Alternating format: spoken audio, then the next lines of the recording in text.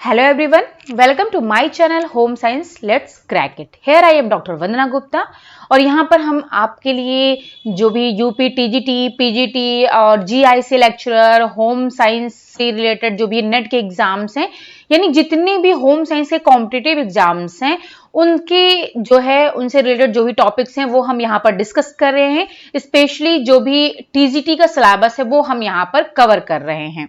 लेकिन ये सिर्फ टीजीटी के सिलेबस ही नहीं है, इसमें जो भी कुछ इंपॉर्टेंट चीजें हैं जो कि टीजीटी के सिलेबस में नहीं भी दिया हुआ है वो भी हम यहाँ पर कवर कर रहे हैं, जो कि आपके होम साइंस के जितने भी कॉम्पिटिटिव एग्जाम्स हैं जिसमें कि आप जो है एग्जाम देने जा रहे हो और जिसके लिए आप तैयारी कर रहे हो, जिसे कि आप क्वालिफाई करना चाहते हो, उन सब में आपको ये सारे के सारे टॉपिक्स आपके लिए पूरी तरीके से हेल्पफुल रहेंगे, आपको सपोर्ट करेंगे। लेकिन इसके लिए आपको हमारे जो वीडियोस हैं वो सारे पूरे स्टार्टिंग से लेकर के एंड तक आपको पूरा वीडियो देखना पड़ेगा और अच्छे से उसको समझिए, देखिए। अगर आप नोट डाउन कर सकते हो तो नोट डाउन कर लो, ठीक है। तो जिस तरीके से आपको सुविधा हो उस तरीके से आप इस वीडियोस को जो है अपने पास रख सकते हो। और इसको आप एक बार नहीं समझ में आ रहा तो 2 बार, 3 बार, 4 बार, क्योंकि ये फ्री है, कोई चार्ज आपका नहीं लगना है, कहीं भी जाने की जरूरत नहीं है। आप आराम से जो है इन वीडियोस को जितनी बार चाहो उतनी बार देख सकते हो, आराम से अपने घर बैठ करके। आपको ऑनलाइन सुविधा मिल रही है, कहीं भी जाने की जरूरत नहीं है। आप घर पर आराम से बैठ करके वीडियोस देख सकते हो, अपने नोट्स तैयार कर सकते हो और होम साइंस के सारे कॉम्पिटिटिव एग्जाम्स के लिए आप अपनी तैयारी के लिए इसको तैयार कर सकते हो। तो चलिए फिर हम स्टार्ट करते हैं। कल हमने टाइफॉइड पढ़ाया था जो कि आपके टीजीटी के सिलेबस में है, तो टाइफॉइड हमने पूरा कवर कर लिया था कल। आज हम पढ़ेंगे अल्सर के बारे में। अब अल्सर होता क्या है, कितने प्रकार के होते हैं, इसके सिम्टम्स क्या हैं और इसमें कौन कौन से डाइट हम देते हैं, तो ये सारी चीजें आज हम डिस्कस करेंगे। चलिए फिर स्टार्ट करते हैं कि व्हाट इज अल्सर, अल्सर होता क्या है। तो चलिए, तो अल्सर की अगर हम बात करें तो अल्सर जो है एक प्रकार का घाव होता है जो कि आपके पेट में हो सकता है, आहार नाल में हो सकता है या फिर आपके आंत में हो सकता है, ठीक है। यानी कि आपका जो स्टमक है, जो जीआईटी ट्रैक्ट है और जो आपका वो इंटेस्टाइन है, उसकी जो अंदरूनी सतह होती है उस पर ये विकसित होता है। अगर हम इसको सिंपल लैंग्वेज में कहें तो अल्सर का मतलब घाव है। अल्सर मीन्स घाव, हम ये कह सकते हैं, जो कि आपके शरीर में यानी कि पेट के अंदर, चाहे वो आहार नाल हो या फिर पेट हो या फिर आंतों की जो अंदरूनी सतह है, जो इंटरनल लेयर है, वहां पर ये विकसित होता है। अब पेट में जब अल्सर हो जाता है बहुत ही प्रॉब्लम क्रिएट करता है, यानी कि आपको तकलीफ ही नहीं देता है सिर्फ ये, बल्कि ये बेहद खतरनाक साबित हो सकता है। अब जो पेप्टिक अल्सर है वो क्या होता है, वो पेट की अंदरूनी सतह पर बनने वाला छाला होता है। पेप्टिक अल्सर ये जो है आपके, जैसे हमने बताया कि पेट में ये हो सकता है तो जो पेट में अल्सर होता है, पेट में जो अल्सर होता है उसे कहते हैं पेप्टिक अल्सर। पेप्टिक अल्सर, देखिए नाम से ही पता चल रहा है, पेट और पेप्टिक, पेप्टिक अल्सर, ओके। अब ये जो है पेट की अंदरूनी सतह पर जो बनने वाला छाला होता है उसी को पेप्टिक अल्सर कहते हैं। और अगर इसका समय पर आप इलाज नहीं करते हो देन ये जो छाला है वो जख्म में कन्वर्ट हो जाता है, यानी कि ये जो है घाव बन जाता है। अब जिस जगह पर अल्सर होता है उसके आधार पर इसको अलग अलग नामों से जाना जाता है। जैसे हमने बताया कि पेट में हो रहा है तो इसको पेप्टिक अल्सर कह रहे हैं, या फिर इसको गैस्ट्रिक अल्सर भी बोलते हैं। जो पेट में होने वाला अल्सर है जिसे यहां पर हमने पेप्टिक अल्सर कहा, और इसको या फिर इसको गैस्ट्रिक अल्सर भी कहते हैं। तो कंफ्यूज मत होइएगा, चाहे पेप्टिक अल्सर हो या फिर गैस्ट्रिक अल्सर हो, दोनों एक ही चीज है, गैस्ट्रिक अल्सर, ओके। अब उसी तरीके से छोटी आंत के जो अगले हिस्से में होने वाले अल्सर को डियोडनल अल्सर कहते हैं, यानी कि जो आपके इंटेस्टाइन में होता है, उसमें इंटेस्टाइन में भी आपका जो 3 पार्ट्स होते हैं उसके, तो उसका जो डियोडनल वाला पार्ट है वहां पर ये अल्सर होता है, तो इसको जो है डियोडनल अल्सर कहा जाता है। यहां पर मैं राइट डाउन करके भी दिखा देती हूं आपको।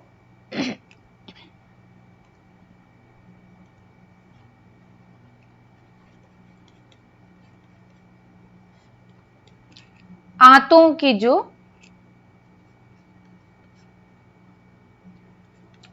के हिस्सों पर, स्पेशली डियोडम में, यानी कि इसको डियोडनल अल्सर कहते हैं।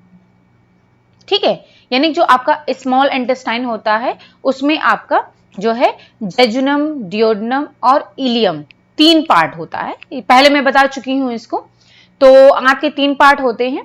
ठीक है, उसमें जो डियोडनल वाला पार्ट होता है, इसमें जो अल्सर होता है उसको कहते हैं डियोडनल अल्सर। ये आंत का ही, यानी कि स्मॉल इंटेस्टाइन का ही एक भाग है।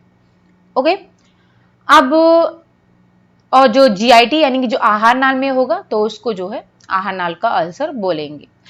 अब ये अल्सर होते क्यों हैं, अगर हम इसका रीजन देखें कि इसका कारण क्या है, ये क्यों हो रहे हैं, तो हम देखेंगे कि अधिकांशतः क्या होता है, पेट एवं आंतों की जो अंदरूनी सतह होती है उसमें क्या होता है, अम्ल यानी कि जो एसिड होता है वो सिक्रीट होता है, और उसी के दुष्प्रभाव के कारण ये अल्सर होता है।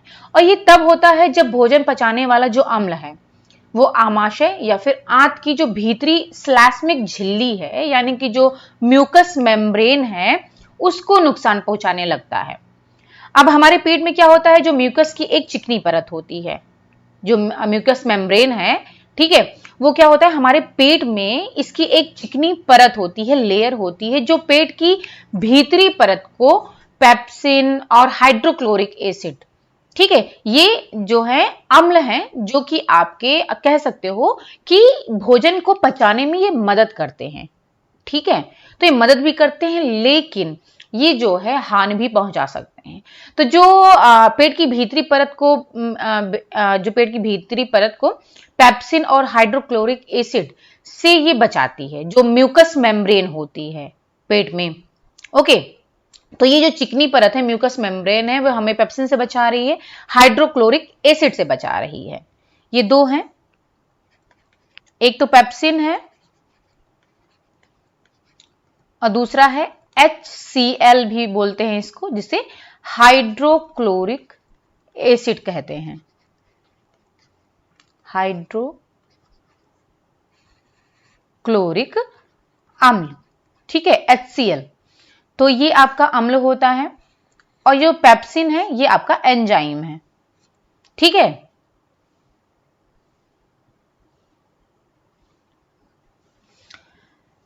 तो ये जो पेप्सिन है और हाइड्रोक्लोरिक एसिड है, ये जो है इनको बचाता है, इनसे जो है हमारी रक्षा करता है। कौन करता है, म्यूकस मेम्ब्रेन, यानी कि स्लैस्मिक झिल्ली, जिसे कि इंग्लिश में कहते हैं म्यूकस मेम्ब्रेन।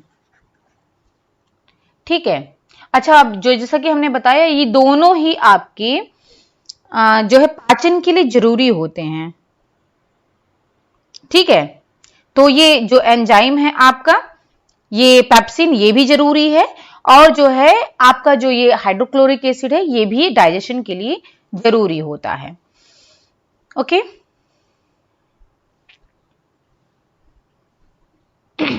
और जो पेप्सिन है वो स्पेशली आपका प्रोटीन के डाइजेशन में हेल्प करता है। आपको पता होगा, ये पहले भी हम डिस्कस कर चुके हैं। अच्छा, अब ये धीरे धीरे क्या होता है, जो हमारे शरीर के ऊतक हैं, जो टिश्यूज हैं, उनको भी नुकसान पहुंचा सकते हैं, और ये एसिड और म्यूकस झिल्ली के बीच का जो संतुलन है, उसके जब ये संतुलन बिगड़ जाता है तो उसी को अल्सर कहते हैं, यानी कि तभी अल्सर होता है। अब जैसे क्या होता है कि जब भी हम भोजन ले रहे हैं, डेली हम आप भोजन कर रहे हैं, मॉर्निंग में भी कुछ ना कुछ ब्रेकफास्ट लेते हैं, दोपहर में भी हम लंच कर रहे हैं, रात में डिनर कर रहे हैं, तो दिन भर हम जो है कुछ ना कुछ खाते रहते हैं। तो जब भी हम भोजन लेते हैं तो उन भोजन को पचाने के लिए हमारे शरीर में ये हाइड्रोक्लोरिक एसिड, ये इसका सिक्रीशन होता है।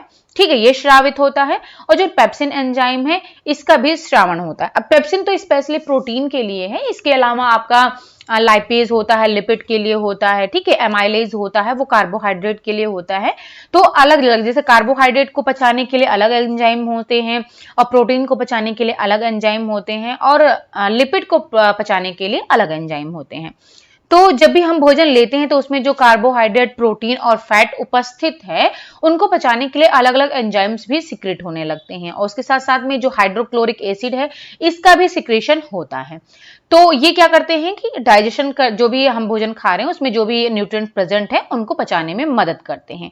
लेकिन जब हम बहुत टेंशन में हैं या फिर ऐसा होता है कि हम बहुत कम खाना खा रहे हैं और बहुत जल्दी जल्दी में खाना खाते हैं, जल्दी जल्दी में खाना खाते हो आप, तो आप क्या करते हो कि जल्दी जल्दी मतलब ज्यादा आप खा लेते हो। जल्दी जल्दी में क्या होता है कि हम बहुत अच्छे से उसको च्यूइंग नहीं करते, चबाते नहीं हैं और जल्दी जल्दी में हम जो है उसको निगल लेते हैं, ठीक है। अब देखिए जैसे भाई जिसकी जितनी औकात है वो उतना ही काम कर पाएगा। जैसे कि मान लीजिए आपकी जितनी इकोनॉमिक जो आपका इकोनॉमिक लेवल है, जितने आपकी इनकम है, आप उतना ही तो खर्च कर पाओगे। अगर उससे ज्यादा मान लीजिए इनकम आपकी कम है और आपके खर्चा ज्यादा है, ठीक है, तो क्या होगा, डिसबैलेंस हो जाएगा, संतुलन बिगड़ जाएगा। तो वही यहां पर भी है कि अब जितना पेप्सिन है, जो एंजाइम है, जो भी अम्ल हैं, तो उनकी भी एक लिमिट होती है, उनकी भी एक सीमा है कि वो कुछ हद तक ही भोजन के डाइजेशन में हेल्प करते हैं। ओके, अब मान लीजिए आप बहुत ज्यादा खाना खा रहे हो तो क्या होगा कि अब वो तो एक लिमिट होगी ना, उतना ही वो सिक्रीट होंगे। लेकिन इसमें क्या होता है, जब आप ज्यादा खाते हो तो फिर ज्यादा भी सिक्रीशन होने लगता है। वो अपने हिसाब से पूरी कोशिश करते हैं उनको डाइजेस्ट करने की, ठीक है, उनको पचाने की पूरी तरीके से कोशिश करते हैं। तो ये होता है कि जब बहुत अधिक भोजन ले रहे हो तो ज्यादा सिक्रीशन होगा। अब ज्यादा सिक्रीशन होगा तो जो आपकी म्यूकस मेम्ब्रेन है, ठीक है, जो कि आपकी रक्षा कर रही है, तो वो भी तो इससे प्रभावित होगी। भोजन तो डाइजेस्ट होगा ही, लेकिन अधिक सिक्रीशन हो रहा है तो वो आपके म्यूकस मेम्ब्रेन को भी प्रभावित करेगा। और जैसे हम कभी फास्ट वगैरह रखते हैं तो इसलिए कहा जाता है कि जब आप व्रत रखते हो तो उसमें जो है आपको कुछ ना कुछ खाते रहना चाहिए, क्योंकि अपने आपका पेट खाली नहीं होना चाहिए। क्यों? इसीलिए क्योंकि जो ये अम्ल हैं, जो एंजाइम हैं, वो जो है रेगुलर बेसिस पर सिक्रीट होते रहते हैं, ठीक है। अब आप जब कुछ नहीं खाओगे तो इनका सिक्रीशन होगा और वहां पर कोई भोजन उपस्थित नहीं है तो ये क्या करेगा, आपको डायरेक्टली जो आपके मेम्ब्रेन है, जो म्यूकस मेम्ब्रेन है, उसको ये प्रभावित करेगी और उस पर धीरे धीरे धीरे धीरे लगातार जब उस पर वो टच होता रहेगा, उस पर वो उसका प्रभाव होता रहेगा, तो क्या करेगा, वो धीरे धीरे वो घाव में कन्वर्ट हो जाएगा। तो ये चीज इसीलिए जो है कहा जाता है कि आप जब व्रत रहो तो कुछ ना कुछ खाते रहो, एकदम पेट को अपने खाली नहीं रखना चाहिए, ठीक है। तो ये हो गई बात। अब ये अल्सर, इसका और एक और रीजन है। ये तो हो गया हमारे कि जब ये जो अम्ल सिक्रीट हो रहे हैं तो इनकी वजह से जख्म बन रहा है, ठीक है। अब एक दूसरा रीजन जो है वो है कि एक बैक्टीरिया होता है, इसकी वजह से भी अल्सर कॉज करता है। जैसे कि इसका नाम है Helicobacter pylori, Helicobacter pylori, helico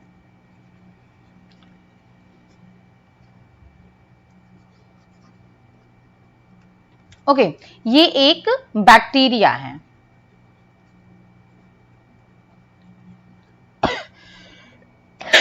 okay, अब ये जो बैक्टीरिया है इसके भी संक्रमण के कारण जो है अल्सर कॉज करता है, इसके भी संक्रमण की वजह से अल्सर होता है।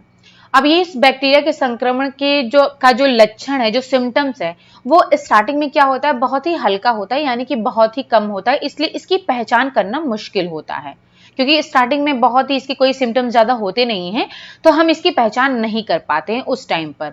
और जब तक ये अल्सर हम इसकी पहचान करने में सक्षम होते हैं तब तक ये जो है अधिक फैल जाता है, ठीक है। यानी कि जब ये अल्सर का एक रूप ले लेता है, यानी कि अल्सर जब बहुत ज्यादा बढ़ जाता है तब हम इसके लक्षण को पहचान पाते हैं। तो उस टाइम तक जो है आपकी जो हालत है वो सीरियस हो जाती है,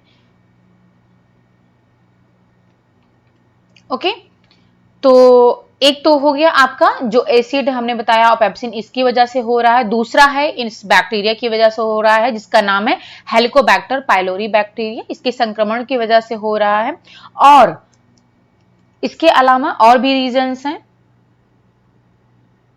जैसे कि आप जो है एंटीबायोटिक्स वगैरह लेते रहते हो, जो एंटीबायोटिक्स टैबलेट्स आप लेते हो, ठीक है, वो भी आपका पॉजिटिव जो इफेक्ट तो देती ही हैं, साथ साथ में ये निगेटिव इफेक्ट भी देती हैं। इसके साथ साथ आप जो पेन किलर वगैरह ले रहे हो वो भी आपको कहीं ना कहीं नुकसान करती हैं। तो यानी कि आप जब बहुत ज्यादा आपके बर्दाश्त से बाहर हो कि आप जो दर्द को बर्दाश्त नहीं कर पा रहे हो, तभी जो ये दवाइयां हैं, मेडिसिन हैं, ये लेनी चाहिए। क्योंकि अब मेडिसिन आप ले रहे हो तो कहीं ना कहीं इसके साइड इफेक्ट्स भी होते हैं, ठीक है। और जो स्टेरॉयड भी लिया जाता है ये भी हानिकारक होता है, तो कम से कम लेना चाहिए। स्टेरॉयड वाली जो दवाइयां होती हैं ये भी कम से कम लेना चाहिए। एंटीबायोटिक्स आप जब जरूरत हो तभी लो, जो दर्द निवारक दवाइयां हैं वो भी जब ज्यादा जरूरत हो तभी लेना चाहिए, क्योंकि इनके साइड इफेक्ट्स भी होते हैं, इनकी वजह से भी अल्सर हो सकता है।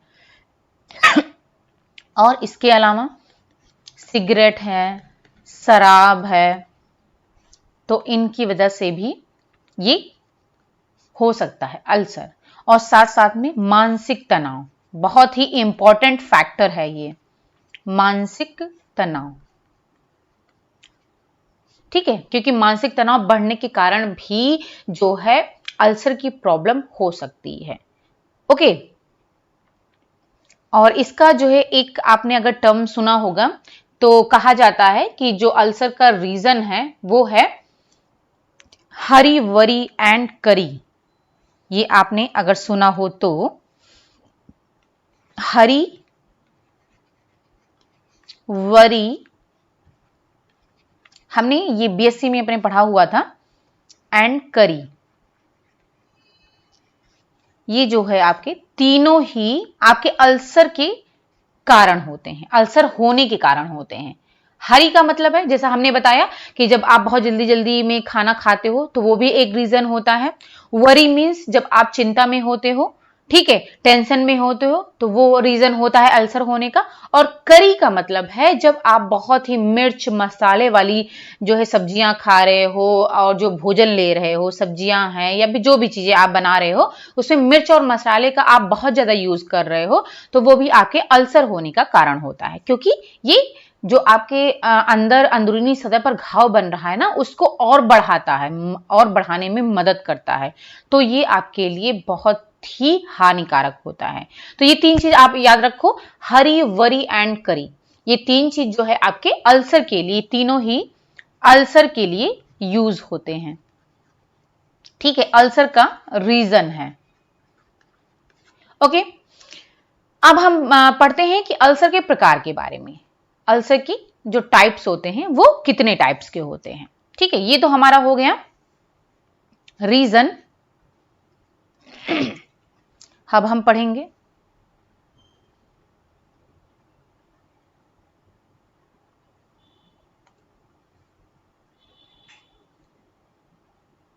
एक मिनट, अब हम पढ़ेंगे इसके टाइप्स को।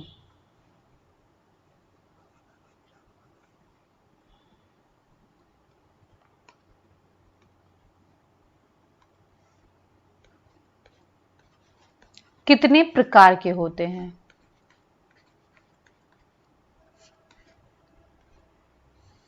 चलिए अब आते हैं प्रकार पर।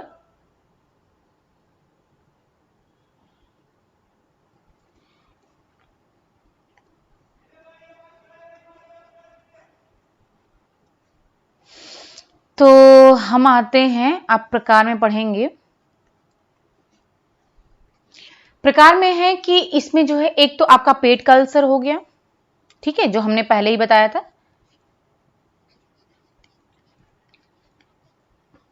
पेट का अल्सर जो कि पेट के अंदरूनी सतह पर होता है। दूसरा है आपका आहार नाल का अल्सर,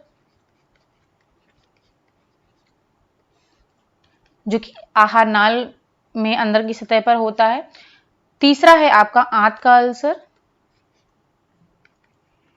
यानी कि जो आपके स्मॉल इंटेस्टाइन में स्पेशली डियोडनम वाले पार्ट पर होता है, जिसको डियोडनल अल्सर कहते हैं। ठीक है, छोटी आंत के ऊपरी भाग में ये होता है। डियोडनम जो होता है वो छोटी जो आपकी छोटी आंत होती है उसका जो है ऊपरी भाग जो होता है वो डियोडनम कहलाता है और उसी पर ये होता है, डियोडनम पर, और इसको बोलते हैं डियोडनल अल्सर। ओके, तो ये हो गया इसके प्रकार के बारे में। अब इसके जो सिम्टम्स हैं कुछ वो हम डिस्कस कर लेते हैं कि इसके लक्षण क्या क्या हैं, कैसे हम पहचानेंगे कि अल्सर हुआ है। सिम्टम्स पर आते हैं, यानी कि इसका लक्षण क्या क्या है। और हमारे वीडियोस अगर आपको अच्छे लग रहे हैं, जो भी हम यहाँ पर पढ़ाने की कोशिश कर रहे हैं, आपको समझाने की कोशिश कर रहे हैं, अगर आपको वो समझ में आ रहा है तो इसको लाइक्स और शेयर जरूर करिए। ठीक है, और हमारे चैनल को अगर सब्सक्राइब नहीं किया है अभी तक तो सब्सक्राइब जरूर कर लीजिए, क्योंकि आपको बहुत ही अच्छे अच्छे टॉपिक्स आपको मिलते रहेंगे साथ में, और हम इसके साथ में कोशिश भी करेंगे। कई सारे बच्चों के हमारे पास कमेंट आए हैं कि जो भी हम उसका नेट का सिलेबस है, क्योंकि इसके पहले हमने कुछ वीडियोस डाले थे नेट के लिए, जो नेट के पेपर हैं उनके क्वेश्चन आंसर पर हमने कुछ वीडियोस डाले हुए थे, तो उस पर आया है कि उसके जो सिलेबस हैं उसको भी हम कंप्लीट करवाएं, यानी कि उस पर भी हम वीडियोस बनाएं। तो पूरी हमारी कोशिश रहेगी कि मैं उसको भी जल्दी से जल्दी स्टार्ट कर सकूं। उसके भी, चूंकि हम रेगुलर तो नहीं कह सकते हैं कि हम रेगुलर डाल पाएंगे, लेकिन हमारी कोशिश रहेगी कि हम जो है जैसे भी हो सके मैं उसके टॉपिक्स को स्टार्ट करूं और आपका कवर करते हुए चलूं। ओके, तो टीजीटी, अभी तो हम टीजीटी लेकर के चल रहे हैं, तो मेरी कोशिश होगी कि इसी के साथ साथ मैं आपको जो उसका आपका नेट का सिलेबस है वो भी लेकर चलूं।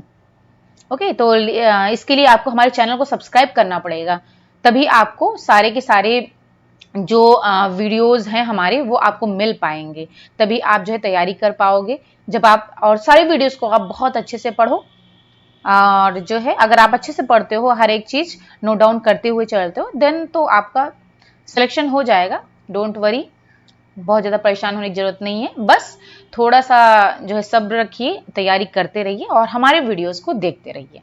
ओके, चलिए, तो अब अल्सर के लक्षण के बारे में हम पढ़ते हैं। तो इसमें कुछ लक्षण होते हैं, जैसे कि एक तो होता है प्रमुख लक्षण है वो पेट में दर्द।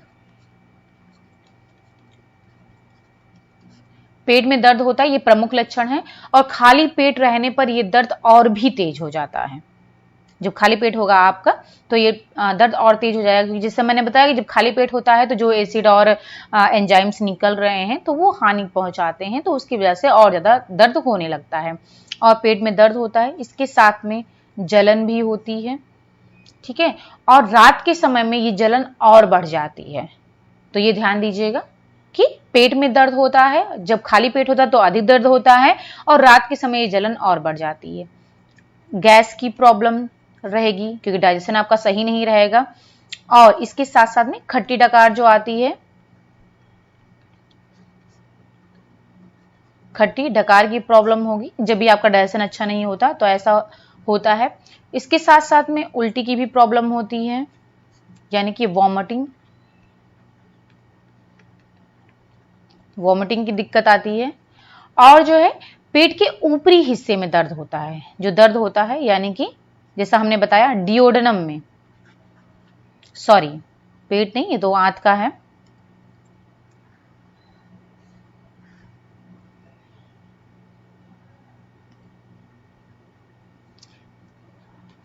पेट के ऊपरी हिस्से में दर्द होता है स्पेशली।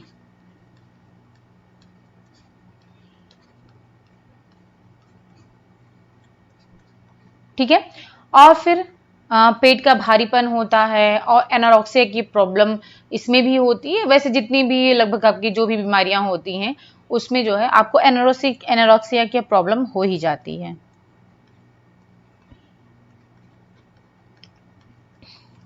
एनोरेक्सिया, ठीक है, यानी कि भूख में कमी।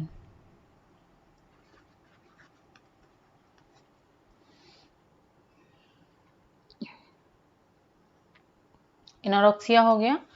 और जो है वीकनेस होगी, यानी कि कमजोरी आ जाएगी, वजन तेजी से घटेगा, कमजोरी आती है, वजन घटने लगता है। और जो है इसमें नौजिया की भी प्रॉब्लम होती है,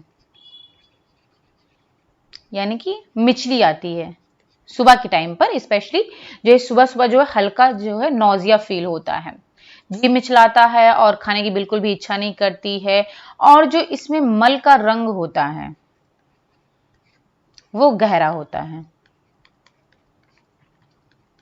तो ये सारे सिम्टम्स हैं, आप देख सकते हो, इससे पता चल सकता है कि आपको अल्सर की प्रॉब्लम है। मल का रंग गहरा हो जाता है और शरीर के वजन में, जैसे हमने बताया कि वजन तो घटने ही लगता है।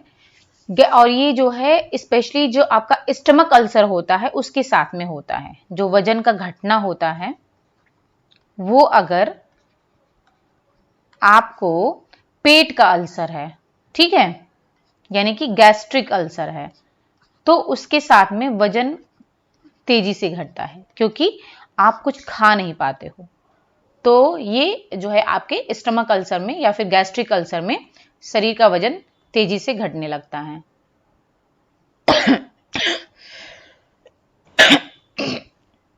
अब ये है कि ये तो मान लीजिए आपके सिम्टम्स हो गए, लेकिन अगर मान लीजिए कि जब बहुत सीरियस हालत हो जाती है, ठीक है, यानी कि गंभीर रूप से अगर जो है ये बढ़ जाता है अल्सर, तो उस टाइम पर जो सिम्टम्स होते हैं, जो समस्याएं होती हैं, गंभीर समय पर, गंभीर रूप से बढ़ने पर अल्सर के, यानी कि जब गंभीर रूप से सीरियस वाली कंडीशन आ जाती है, तब क्या क्या होता है, कौन कौन सी जटिल समस्याएं आ जाती हैं, ठीक है, तो वो चीज हम यहां पर देख लेते हैं।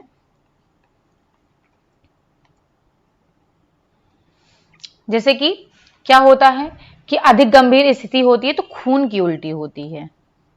ध्यान दीजिएगा, जब सीरियस हालत हो जाएगी तो खून की उल्टी होने लगती है।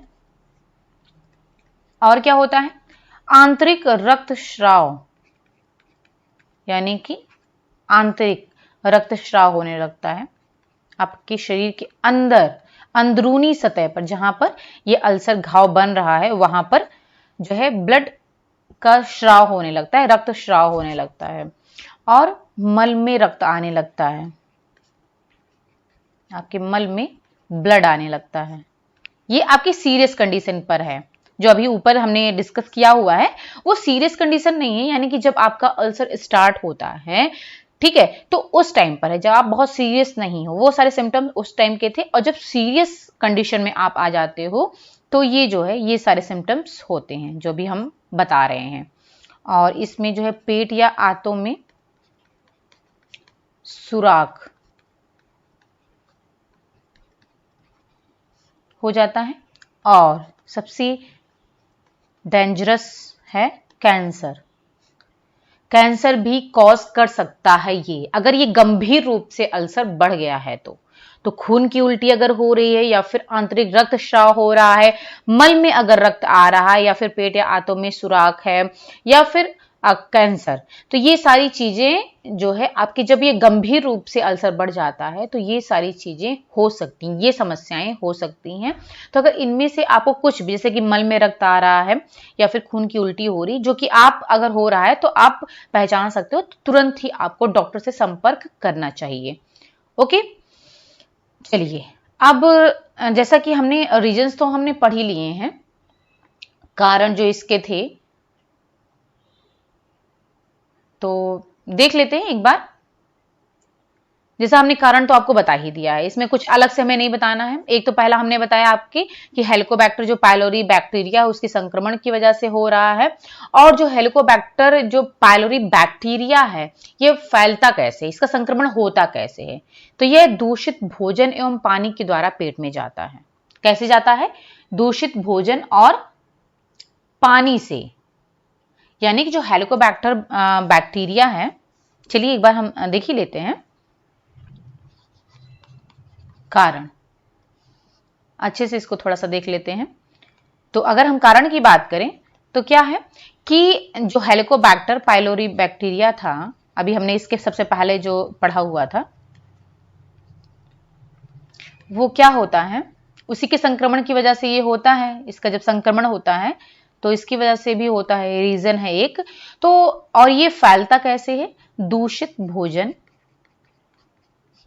और पानी, यानी इस बैक्टीरिया से अगर आप जो भोजन ले रहे हो, जो भी पानी ले रहे हो, अगर वो संक्रमित है, इन्फेक्टेड है, देन जो है आपको अल्सर होने के चांसेस हैं।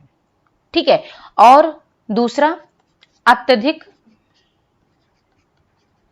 अम्ल का जब स्राव होता है, जो कि हमने बताया हाइड्रोक्लोरिक एसिड, तो उसका जब अधिक स्राव होने लगता है तो वो उसकी वजह से हो सकता है।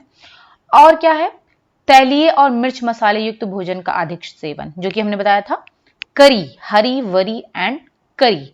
तो अधिक अगर आप तेल वाले, मिर्च मसाले, तेल है, मिर्च है और मसाले वाले अगर भोजन ले रहे हो,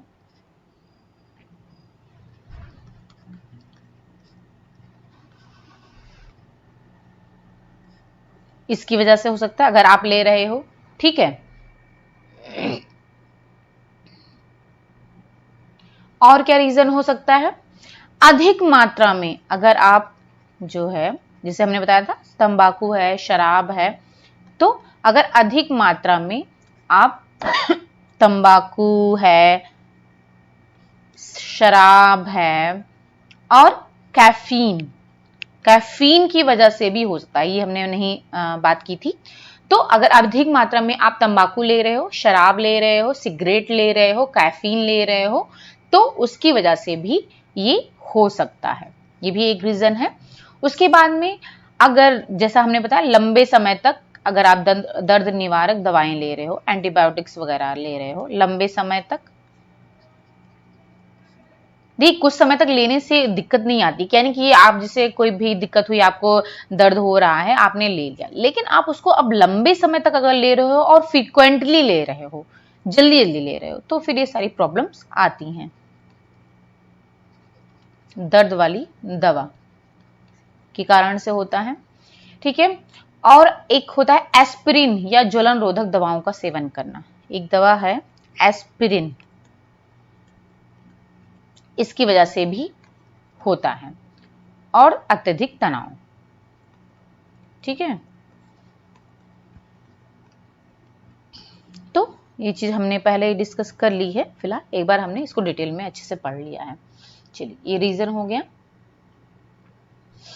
अब आते हैं हम, अब चूंकि देखिए हमने इतनी बार रिपीट कर दिया है, इसके कारण क्यों हो रहा है, कैसे हो रहा है, तो ये तो आपको जब आप वीडियोस अगर आप देख लो ना, तो इतनी बार मैं रिपीट कर देती हूँ कि आपको वीडियोस देखकर ही वो आपके माइंड में बैठ जाना चाहिए।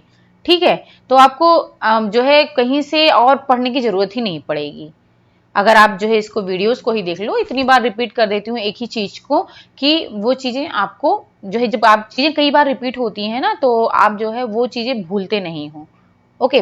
अच्छा, एक और रीजन होता है इसका, ये सारे हो गए, आनुवंशिक कारणों की वजह से भी होता है। ठीक है। ये हमने नहीं डिस्कस किया हुआ था, आनुवंशिक कारण। अब जैसे कि आनुवंशिक कारण में अगर हम बात करें तो आनुवंशिक कारण में होता है लिंग, यानी कि सेक्स में कि आप जो है महिला में ज्यादा हो रहा है कि पुरुष में ज्यादा हो रहा है। तो इसमें क्या होता है, पुरुष में यानी कि मेन में विमेन के कंपैरिजन में 2 से 3 गुना अधिक होता है। ठीक है। अगर हम मेन और विमेन की बात करें तो मेन में क्या होता है, 2 से 3 गुना अधिक होता है विमेन के कंपैरिजन में, जो अल्सर होने के चांसेस ज्यादा होते हैं। पुरुषों में अल्सर होने के चांसेस ज्यादा होते हैं। ये तो लिंग की बात हो गई। अब अगर हम उम्र की बात करें तो उम्र में जो 20 से 40 साल में ये अधिक होता है, 20 से लेकर के 40 इयर्स के बीच में इसके होने के चांसेस अधिक होते हैं, यानी कि बच्चों में कम देखा जाता है। और 40 साल के बाद जो हैं, यानी जो एडल्ट हैं, जो कि लास्ट वृद्धावस्था में फिर आने लगते हैं, लेट एडल्टहुड आप कह सकते हो, ठीक है, या फिर मिडिल एडल्टहुड आप कह सकते हो। तो उसमें जो मिडिल और जो लेट एडल्टहुड वाले लोग हैं उनमें जो है कम चांसेस होते हैं, 20 से 40 साल में ये अधिक होता है। और रक्त समूह यानी कि अगर हम ब्लड ग्रुप की बात करें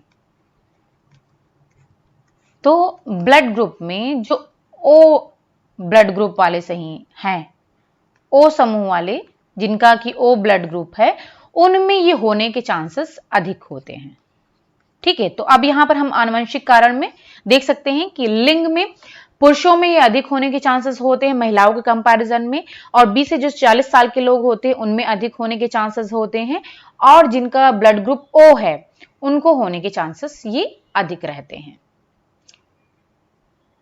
आप जो है और एक रीजन और है कि अगर किसी पर्सन को डायबिटीज की प्रॉब्लम है, देखिए डायबिटीज बहुत ही खतरनाक होता है, क्योंकि अगर किसी को भी डायबिटीज की प्रॉब्लम है तो उसको बहुत सारी बीमारियां होने के चांसेस बढ़ जाते हैं। तो अगर डायबिटीज की प्रॉब्लम है किसी को भी, और चूंकि आपको हर एक घर में या फिर हर एक दूसरे घर में आपको कोई ना कोई पर्सन, 1 या 2 पर्सन आपको मिल ही जाएंगे जिनको कि डायबिटीज की प्रॉब्लम है, ठीक है। तो अगर डायबिटीज है तो भी ये होने के चांसेस बढ़ जाते हैं। अब आते हैं अल्सर का जो है हम इलाज कैसे करेंगे, ठीक है। इसके इलाज के बारे में कारण हमने पढ़ लिया, इसके प्रकार के बारे में पढ़ लिया, ये सारी चीजें हमने डिस्कस कर ली हैं। अब यहां पर अल्सर का इलाज कैसे करना है ये चीज हम डिस्कस कर लेते हैं, और फिर इसका आहार। तो अल्सर के अगर हम इलाज की बात करें तो जो है अल्सर की जो गंभीरता एवं मरीज की जो स्थिति है उसके आधार पर अल्सर का इलाज जो होता है वो अलग अलग तरीके से किया जाता है। जैसे कि आहार एवं जीवन शैली में परिवर्तन कर सकते हैं, इलाज की बात आ रही है तो यहां पर आप क्या कर सकते हो, जो आहार है और जीवन शैली यानी कि जो उनकी लाइफ स्टाइल है उसमें परिवर्तन करके इसका इलाज किया जा सकता है। आहार एवं जीवन शैली में परिवर्तन करके किया जा सकता है। दूसरा है अम्लरोधी दवाइयां के द्वारा किया जा सकता है, अम्लरोधी दवाइयों के सेवन से किया जा सकता है, ठीक है। तीसरा है एंडोस्कोपी तकनीक से ऑपरेशन करके, एंडोस्कोपी तकनीक से ऑपरेशन कराकर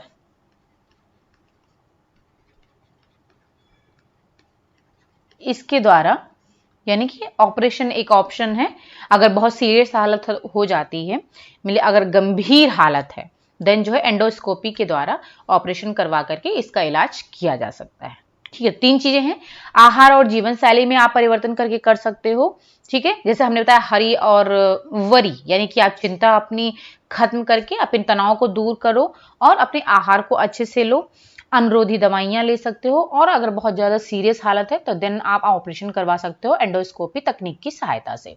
उसके बाद में अब हम ये तो इलाज के बारे में हो गया, और फिर नेक्स्ट है कि इसका बचाव, अल्सर से बचाव की बात करें तो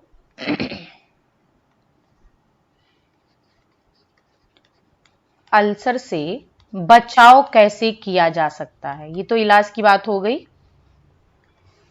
अब हम इससे बच कैसे सकते हैं, ठीक है। तो बचाव की अगर हम बात करें तो एक तो पहला है कि संतुलित एवं स्वास्थ्यवर्धक आहार लो, ठीक है। मिर्च मसाले और तेल का सेवन कम करो, यानी कि जो रीजन है उन रीजन को कम करके आप जो है इससे बच सकते हो। जैसे हमने बताया संतुलित एवं स्वास्थ्यवर्धक आहार लो, मिर्च मसाले और तेल का सेवन कम से कम करिए, साफ एवं स्वच्छ भोजन एवं पानी का सेवन करिए, क्योंकि इसी के द्वारा अगर आपका भोजन और पानी हेलिकोबैक्टर बैक्टीरिया से अगर संक्रमित हो गया है यानी कि इन्फेक्टेड है देन जो है होने के चांसेस हैं। तो साफ और स्वच्छ जल और भोजन आप लो, ठीक है। खाना आराम से और समय पर खाइए, यानी कि जो हमने बताया था हरी का मतलब था जो जल्दी जल्दी आप खाना खा रहे हो, ठीक है, बिना टाइम के, क्योंकि आपके पास टाइम कम है और आपको जो है काम ज्यादा है तो आप कहते हो जल्दी जल्दी खाना खाते हो, तो खाना आराम से खाइए और समय पर खाइए। और नेक्स्ट है कि धूम्रपान और शराब का सेवन ना करें, और जो भी दर्द निवारक दवाइयां आप ले रहे हो वो दवाइयां आप जो है किसी भी डॉक्टर से सलाह करके उनके प्रेस्क्रिप्शन पर ही आप लो। अपने ही मन से मत लो कि भाई पेट में दर्द हुआ या फिर कहीं भी हुआ तो घर में जो दवाइयां रखी थी कोई भी दवा ले ली, पेन किलर, और वो खा ली। तो जब भी आपको कोई भी ऐसी प्रॉब्लम हो, दर्द निवारक दवाइयां लेनी है या एंटीबायोटिक्स लेनी है, देन आप सबसे पहले डॉक्टर से कंसल्ट करके तभी आप कोई दवाई लो। ठीक है, तो इस तरीके से इन चीजों से अगर आप ऐसा करते हो तभी आप जो है बच सकते हो आसानी से। ओके, अब आते हैं हम, ये अल्सर से बचाव की बात हो गई है। अब हम डिस्कस करते हैं कि इसमें आहार क्या लेना है हमें। ठीक है, आहार के बारे में हम डिस्कस करेंगे, उसके बाद में हम इसको बाइंड अप करते हैं। लास्ट पॉइंट है आपका आहार, क्या क्या हमें लेना है, कौन कौन से किस टाइप के आहार लेने हैं। तो आहार की बात आती है तो क्या होता है, जैसे पुराने समय में क्या होता था कि ब्लैंड डाइट दी जाती थी। ओके, जो कि यांत्रिक रूप से और रासायनिक रूप से और ऊष्मीय रूप से कोई भी जलन या समस्या उत्पन्न नहीं करती है, क्योंकि ब्लैंड डाइट के बारे में हमने टाइफॉइड में आपको बताया था कि उसमें कोई भी मिर्च मसाला नहीं यूज होता है। ठीक है, और रेशे युक्त रेशे वाला जो मतलब मटेरियल है वो कम यूज होता है, तो इस वजह से वो सही होता है। तो पहले ये दिया जाता था। अब जो ब्लेंड डाइट है उसको हमने बताया था हिंदी में अक्षोभक आहार या फिर सादा आहार भी कहते हैं। फिर इसके बाद क्या होगा, इसमें सिप्पी आहार, सिप्पी डाइट है, लेनहर्ट्स डाइट है, मेलनग्राड डाइट है, ये भी पुराने समय में दिए जाते थे। कौन कौन से, एक तो ब्लैंड डाइट, ये पुराने समय में ये सारी चीजें दी जाती थी। ब्लैंड डाइट है, तो जिसे ये एग्जाम में पूछा जाता है, इस वजह से मैं आपको यहाँ पर बता रही हूँ। ये पहले दिया जाता था, अब तो फिलहाल चेंज आया है काफी। सिप्पी डाइट, लेनहर्ट्स डाइट और मेलनग्राड।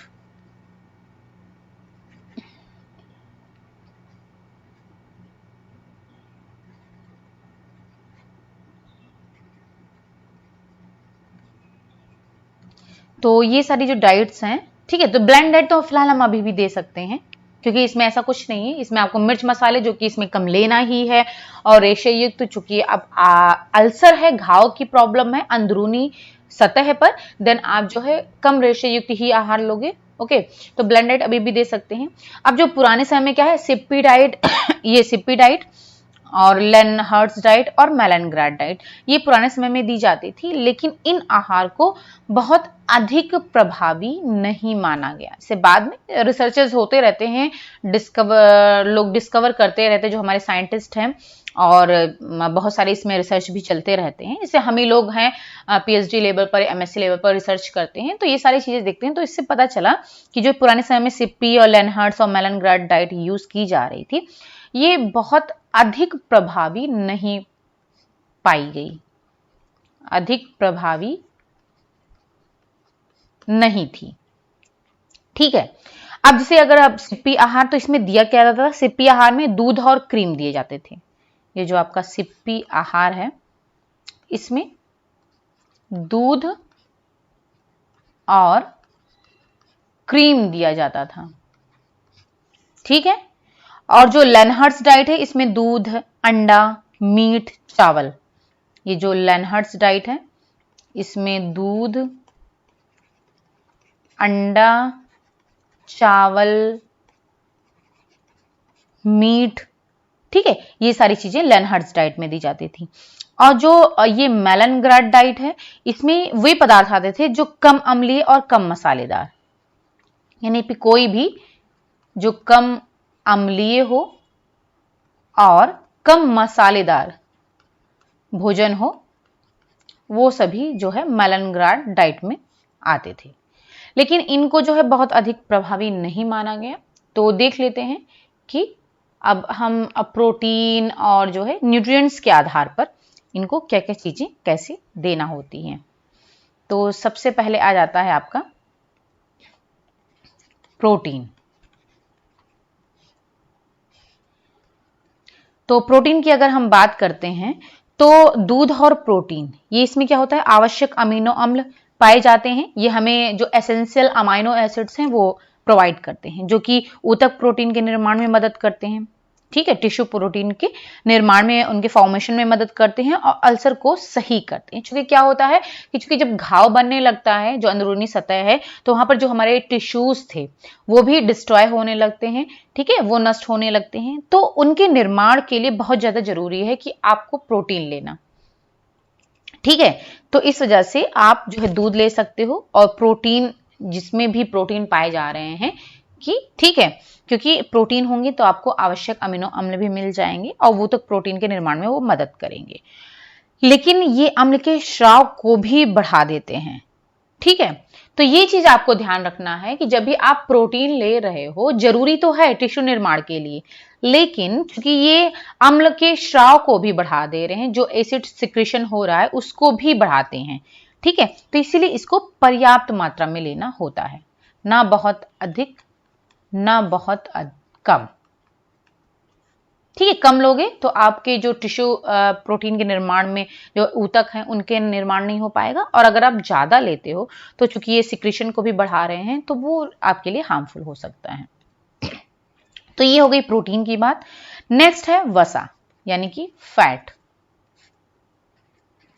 तो अगर हम अब फैट की बात करते हैं तो फैट आपको मध्यम यानी कि मीडियम और एवरेज अमाउंट में लेना होता है, ना ही बहुत कम और ना ही बहुत ज्यादा। जैसे प्रोटीन की बात हम कर रहे थे पर्याप्त मात्रा में, तो वैसे ही जो वसा लेनी होती है वो आपको मध्यम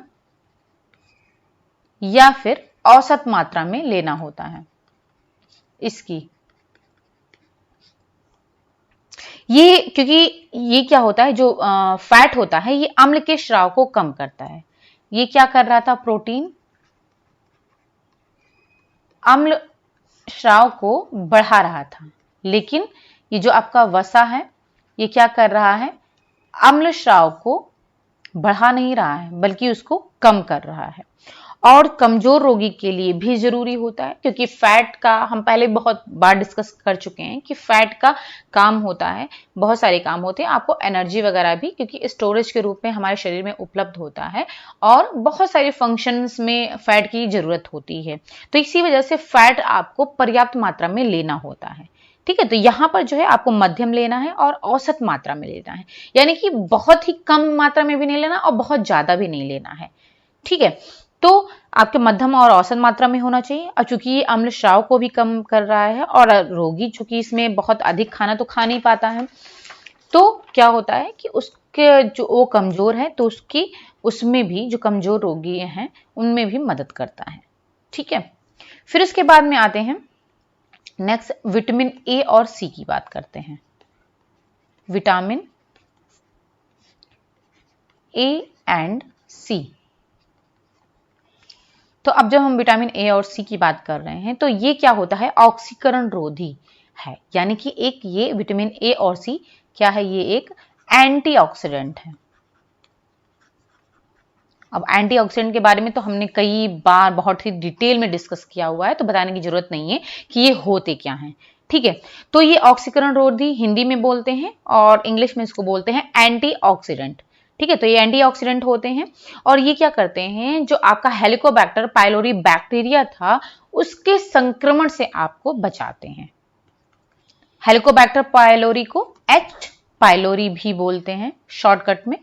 ठीक है, तो ध्यान दीजिएगा, कहीं पर अगर एच पाइलोरी लिखा हुआ है एग्जाम वगैरह में, तो वो हेलिकोबैक्टर पाइलोरी है, जिसकी वजह से अल्सर हो रहा है। तो इसके संक्रमण से आपको बचाते हैं जो एंटीऑक्सीडेंट्स हैं।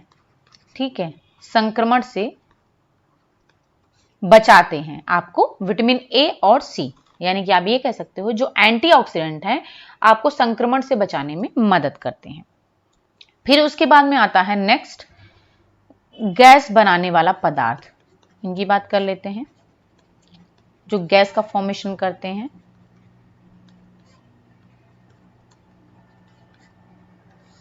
गैस बनाने वाले पदार्थ से मतलब है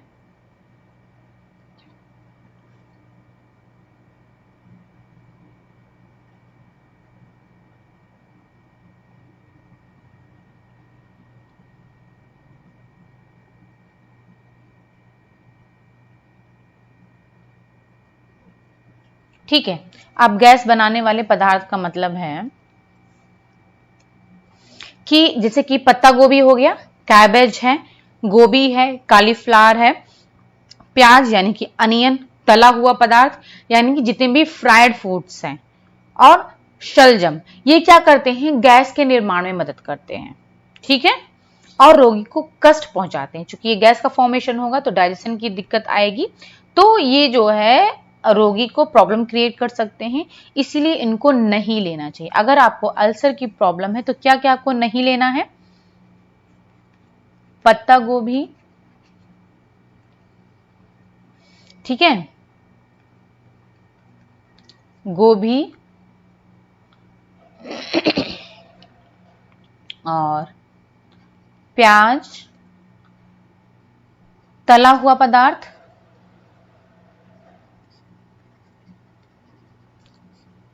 और शलजम, ये क्या होते हैं, गैस फॉर्मेशन में मदद करते हैं, यानी कि गैस का निर्माण करने में, एसिडिटी को बढ़ाने में मदद करते हैं। तो इस वजह से इन चीजों को नहीं लेना है। ओके,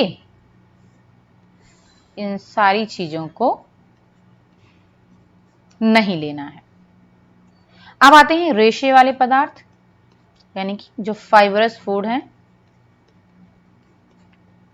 तो अगर हम इनकी बात करते हैं, जो फाइबर युक्त जो है पदार्थ हैं, यानी कि फाइबरस फूड्स हैं, तो रेशे वाले पदार्थ अल्सर में कहा जाता है कि इनको लाभदायक माना जाता है।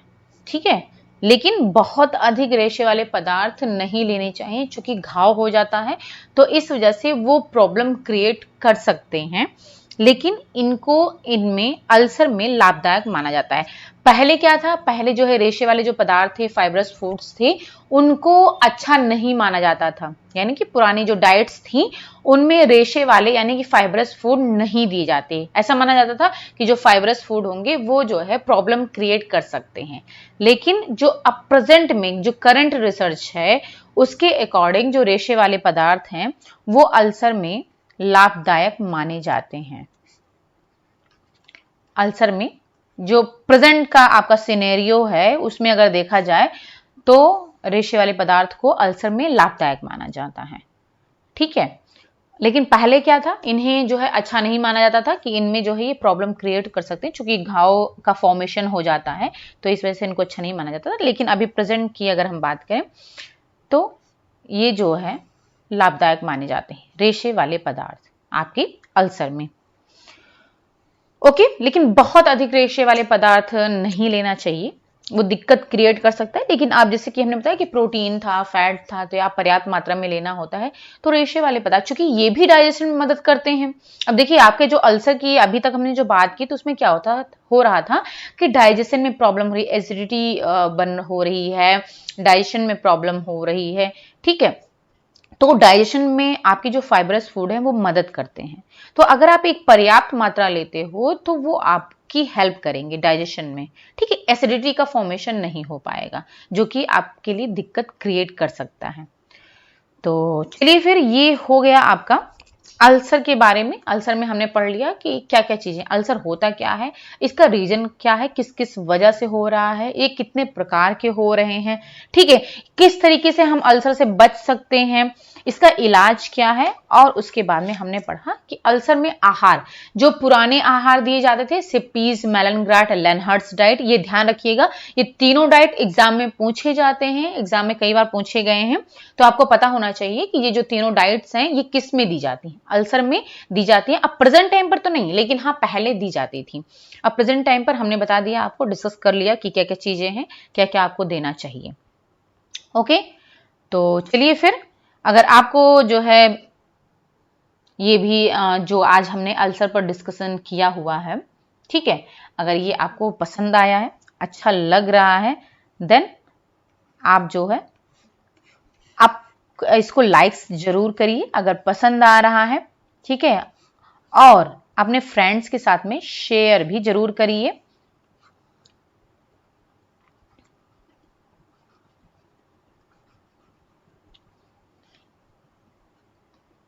ओके, चलिए फिर मिलते हैं फिर नेक्स्ट क्लास में। और जो भी आपके फ्रेंड्स हैं ठीक है, उनके साथ में शेयर जरूर करिएगा, इसको ज्यादा से ज्यादा शेयर करिए जिससे कि और लोगों को भी फायदा मिल सके।